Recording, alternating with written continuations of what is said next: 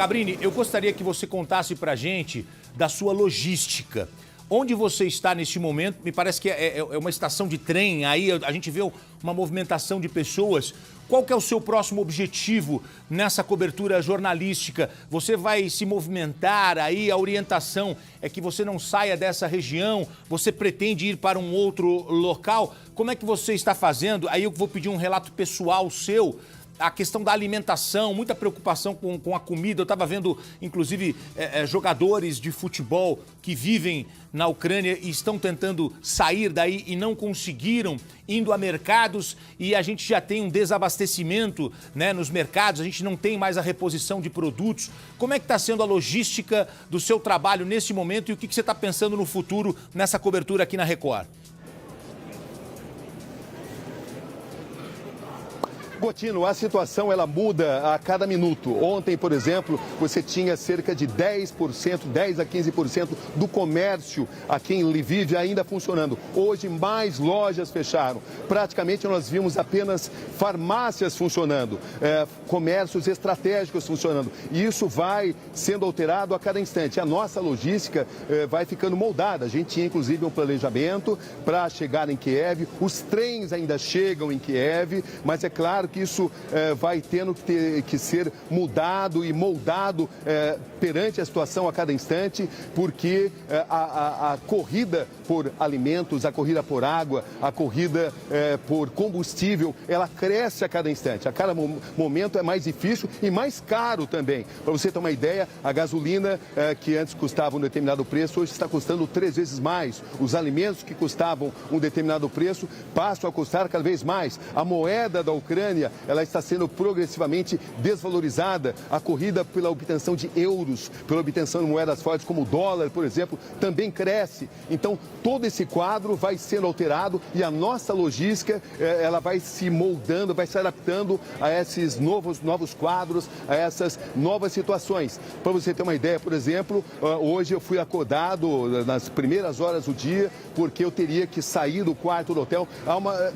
Simplesmente não existem lugares para você ficar aqui. Com muito custo a gente conseguiu convencer, porque há uma pressão de muitas pessoas que não param de chegar de todo o país aqui, então, e essas pessoas não têm onde dormir, não têm o que comer, não têm muitas vezes água, não têm as coisas mais básicas. A situação na cidade onde nós estamos, em termos dos elementos mais estratégicos, ainda é melhor do que em outros lugares, mas progressivamente ela vai sendo deteriorada. E é claro, a nossa logística, as nossas decisões, elas vão obedecendo a esse ritmo de mudanças que a gente assiste aqui na Ucrânia, que a gente assiste aqui no país. Muito bem, esse é Roberto Cabrini, eu já retorno com ele ao vivo, porque eu trago também o Renato Lombardi e o professor Sidney para essa roda de conversa, o dia mais crítico desses 6 primeiros dias de guerra na Ucrânia, professor. Sem dúvida, começa a anoitecer, né, na Ucrânia, em Kiev, e vai ser a noite, né, sem dúvida, em que a situação está mais grave, mais intensa. E vamos aguardar se de fato configurar um ataque, uma ocupação à capital, qual vai ser o próximo passo. Se o próprio governo da Ucrânia vai mudar a sua posição para iniciar uma negociação em outras bases. Muito bem, nessa cobertura comigo Renato Lombardi e Roberto Cabrini, direto da Ucrânia. Ô Cabrini, conta um pouco pra gente, porque quem está em casa, está vendo pela TV, está sentado, está em pé, está comendo, está vendo o trabalho, mas conta como é o teu trabalho, porque aí, o que acontece? A língua é outra, a maneira de caminhar é outra. A gente sabe como é que é, você tem experiência em guerra, mas conta um pouco como é que é o teu deslocamento para você observar e para você poder retratar aqui para a Record. Olha, deslocamento é uma das questões mais críticas numa guerra, porque onde você consegue passar um determinado dia, no dia seguinte você não consegue mais. O deslocamento mais recomendado nesse instante é por trem. Os trens é que são, nesse instante, o meio de transporte de maior segurança. Mas é claro que isso pode ser alterado, pode haver um ataque da Rússia, mas nesse instante, para se deslocar aqui, o meio mais seguro tem sido por trem. A gente tem conseguido fazer pequenos deslocamentos por toda a região. gente tem penetrado nas pequenas cidades para ver qual é a situação na comunidade, porque a situação em uma cidade grande como essa, de onde eu estou falando, ela pode ser muito diferente em uma cidade menor. E as mudanças são realmente muito grandes. E a desinformação é generalizada. A desinformação é também uma grande arma que tem sido espalhada, o pânico tem sido espalhado pelos russos. E é claro que tudo isso afeta o nosso trabalho, porque um deslocamento que há 2 dias era feito em poucos minutos, agora leva muito tempo, porque existe um número muito maior de checkpoints, porque exatamente por causa dessa notícia que se espalhou pelo país, de que agentes especiais estão trabalhando aqui, sabotando os principais meios de vida, meios de transporte, meios de comunicação, para, evidentemente, forçar uma rendição do governo da Ucrânia. Ô Cabrini, eu gostaria que você fizesse um relato para a gente. Roberto Cabrini chega à Ucrânia, um dos maiores correspondentes internacionais, né? Além de ser um dos grandes entrevistadores da televisão brasileira, ele tem experiência em guerra.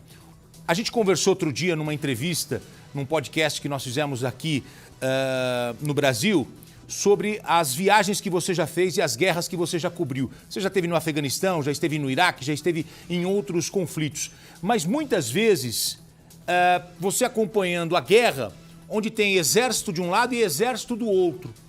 Dessa vez você chega num país em que você vê um exército se aproximando e você também tem a população armada. É muito diferente do que você já cobriu, do que você já viveu em outras guerras, Cabrini, o que você está percebendo hoje aí?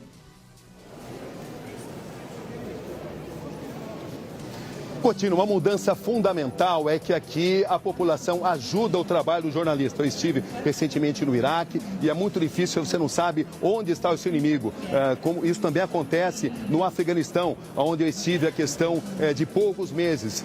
Aqui, o apoio da população ele é muito grande. A população tenta, naquilo que é possível, te ajudar e essa boa sintonia com a população facilita o nosso trabalho. Mas eu posso dizer para você que jamais houve uma situação de tamanho risco de cobertura pela potência, pelo potencial do armamento da Rússia. Nós sabemos que o exército russo é um dos exércitos mais poderosos e isso torna o trabalho de todo mundo e torna a população civil, a exposição da população civil, o risco que a população civil enfrenta muito maior. Então, para o nosso trabalho, nós temos essa vantagem. Você consegue o apoio das pessoas, você consegue conversar com elas, elas tentam facilitar o seu trabalho, mas, por outro lado, elas vão fazer muitas perguntas. Você tem que mostrar o seu passaporte, você tem que mostrar o seu cartão de imprensa, às vezes você tem que mostrar até via o seu celular, até um trabalho que você tenha feito para que eles não desconfiem, para que eles não pensem que você é um agente infiltrado. Mas uma vez que você vença essa resistência, você vai ter o apoio da população, o que facilita. Mas há essa grande questão do poderio militar da Rússia. Ainda mais ontem, por exemplo, à noite, quando nós saímos, houve um alerta geral, o alarme soou durante longos minutos de um ataque aéreo eminente, que depois não se confirmou. É preciso lembrar também que depois das 10 da noite você não pode sair nas ruas, das 10 até as 6 você não pode sair nas ruas pelo sistema que foi implementado e tudo isso, é claro, que afeta aqui o emocional da população, à medida que você vai vendo aqui que o movimento aqui na estação ela só cresce. São pessoas que estão chegando de todas as partes do país, muitas daqui elas tentam partir. Você vê, por exemplo, aqui, nós estamos nesse momento, um rapaz me oferecendo aqui um doce. Essa solidariedade do nada, né? Ele veio aqui, thank you. Jacuyo significa obrigado em ucraniano. Ele me deu isso daqui, ele nunca me viu e ele me deu esse doce. É um doce muito bom, e a gente vai encontrar gestos desse tipo no país. Ele me viu conversando aqui numa língua estrangeira e ele se preocupou em me acolher. Então essa é a situação da Ucrânia de hoje, o que faz com que jornalistas se aproximem muito da população, porque a gente até para tentar se proteger, você recebe as dicas da população. A população sabe onde está o abrigo antiaéreo mais próximo, que você está se deslocando, pode ter evidentemente um grande, pode ecoar o alarme de um ataque aéreo e a população que vai te ajudar. E de fato eles estão te acolhendo. Se eu não tivesse esse acolhimento, hoje eu teria que ter sido obrigado a deixar o hotel, porque simplesmente não existe lugar para se ficar aqui nessa cidade. Mas você vê, ganhei esse doce e é um doce que simboliza aqui o apreço, né, que eles têm por jornalistas. Eles tentam, evidentemente, mostrar que eles são pessoas como a gente, né, e que estão tendo a sua pátria aí atingida, e eles não concordam com isso. E esse aspecto do nível de adesão impressiona muito. Eu não encontrei uma única pessoa, conversei com muita gente, Gotino, que seja a favor dessas operações russas, pelo menos nessa parte do país. Estamos falando do oeste aqui da Ucrânia, a cidade de Lviv, 700 habitantes, a 7ª maior do país. Cabrini, enquanto você saboreia o doce aí, eu vou continuar conversando com você, porque essa cobertura está realmente muito interessante. As suas impressões, as suas informações, as suas análises também. Nós estamos com o Cabrini no ar. Do outro lado, nós temos as imagens de Kiev, imagens ao vivo, imagens que acabam de chegar também de outros bombardeios. Olha a movimentação no alto de um prédio. Olha só a movimentação no alto de um prédio, imagens de Kiev. São imagens que chegam agora de áreas que já estão sendo atacadas na capital da Ucrânia. O Roberto Cabrini está ao vivo, já dentro da Ucrânia, fez uma viagem saindo da Polônia, entrando na Ucrânia, tendo muita dificuldade para acessar o país, só para reportar a você que está em casa o que acontece em um país em guerra. Eu queria perguntar a você, Cabrini, sobre o presidente da Ucrânia. Como está a popularidade dele neste momento? Ele não estava com uma popularidade muito elevada, mas a guerra começou e ele não deixa o país por nada. E ele cria uma resistência, chamando a população para lutar essa guerra com ele. Ele foi aplaudido agora há pouco em um evento que aconteceu, num evento da Organização das Nações Unidas, quando colocaram o presidente para falar. Ele foi aplaudido nesse evento da ONU. Qual é o sentimento que a população tem neste momento pelo presidente da Ucrânia e como é que a população está vendo esta guerra? Faltou tato para o presidente na gestão, na administração com o país vizinho, que sempre fez ameaças, ou eles colocam a culpa realmente no Vladimir Putin, o presidente russo? Botina, você sabe que essa questão de popularidade ela é muito volátil. De fato, antes da guerra começar, ele enfrentava problemas de popularidade por más decisões, especialmente no aspecto econômico do país. Mas a partir do momento que a guerra começou, ele passou a ter popularidade. Mas isso não impede que alguns erros dele chamem a atenção, e os principais analistas apontam esses erros. Por exemplo, poucos dias antes da invasão, ele dizia que a situação era tranquila, que ele não via nenhuma chance da Ucrânia ser invadida. Então ele cometeu erros importantes, erros do próprio envolvimento da comunidade internacional, um contato melhor. Ele passou a receber muitas armas, mas ele não se preparou como devia para esta guerra. Entretanto, a partir do momento em que a guerra começou, há 6 dias que os ataques começaram, a popularidade dele subiu. Ele tem tido o apoio porque ele passou a simbolizar a resistência ucraniana, mas evidentemente que isso pode mudar de um momento para outro, porque erros que ele cometeu, erros de avaliação e os próprios erros anteriores da situação econômica do país, que não é a melhor possível, né? Ele era um homem muito popular, um comediante da televisão, que surpreendentemente ganhou as eleições, começou com uma grande base de popularidade, que foi se deteriorando por más decisões econômicas econômicas. E ele dizia, até poucos momentos, poucos dias, meses e até dias antes da invasão russa, que ele não via isso acontecendo, porque a Ucrânia é um país que preza pela sua soberania, mas é evidente o objetivo russo de obter aqui para o país um governante nas formas do que ocorria até 2014, quando o presidente da Ucrânia era inteiramente um homem pró-Rússia. É esse o cenário que é desejado pelo ataque de Vladimir Putin a esse país. Obter um governo totalmente pró-Rússia, o que acontecia até 2014, quando o presidente caiu. E aí nós tivemos um novo cenário nesse país que tem apenas 30 anos, né, no formato atual da sua independência, desde que se separou da União Soviética, e essa separação da União Soviética ela pode ser vista em muitas construções. Aqui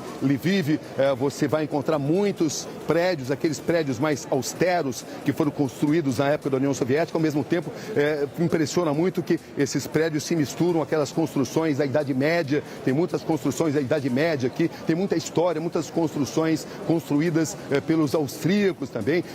Estamos falando de um país que foi muitas vezes invadido, foi invadido pelos mongóis, por exemplo. Gengis Khan teve como um dos seus alvos principais. Então é um povo acostumado a invasões e um povo que não aceita essa posição do Vladimir Putin de que os laços étnicos são os mesmos. Esse é o discurso do Vladimir Putin, de que a Ucrânia e a Rússia seriam apenas um país, as mesmas origens, os mesmos valores. É preciso lembrar que aqui 17% da etnia é russa, uma porcentagem muito maior fala russo, que evidentemente é compreensível, já que esse país durante longo tempo fez parte da antiga União Soviética. Mas, enfim, essa é a situação do presidente aqui, que nesse instante, graças a um discurso de soberania do país, de independência do país, ele conseguiu catalisar a população e isso chegou até as pequenas vilas, né? Quem não fugiu e permanece aqui é porque acredita que em dar a vida pela causa. E a gente encontrou, especialmente nas pequenas comunidades, muita gente disposta a dar a vida e de forma muito rudimentar, com armas muito precárias, para enfrentar um poderio bélico tão imenso quanto esse que dispõe a Rússia. Olha, Cabrini, eu vou dar um tempinho para o Cabrini recuperar o fôlego aqui, já organizar novas informações para a gente. Trago para essa conversa o Lombardi e o professor Sidney Leite, professor de Relações Internacionais. Informação para sua análise, professor. Boris Johnson, primeiro-ministro do Reino Unido, dizendo que se o Putin acha que a OTAN vai recuar, Putin está enganado. Boris Johnson diz que a OTAN não vai recuar, vai continuar com as sanções e eles continuam tentando alimentar a Ucrânia, não com soldados, mas com equipamentos. Isso mostra que essa temperatura não vai baixar? Essa temperatura não vai baixar, pela fala do primeiro-ministro do Reino Unido, mas a gente tem que pensar que armamentos, toda essa logística vai depender também de recursos humanos, de soldados, quem saiba manipular. E o Cabrini destacou um aspecto fundamental, né? O governo da Ucrânia não se preparou para esse cenário, né? Então, tudo está sendo, da parte da Ucrânia, muito improvisado. Então, você tem, de um lado, né, amadores lutando contra profissionais. Não é uma luta fácil, o Cabrini destacou, mas essa ajuda da OTAN, né, todo esse esforço da própria União Europeia, não sei até que ponto vai compensar um grande desnível, né? O que a gente chama de uma assimetria, uma superpotência lutando com um Estado muito frágil.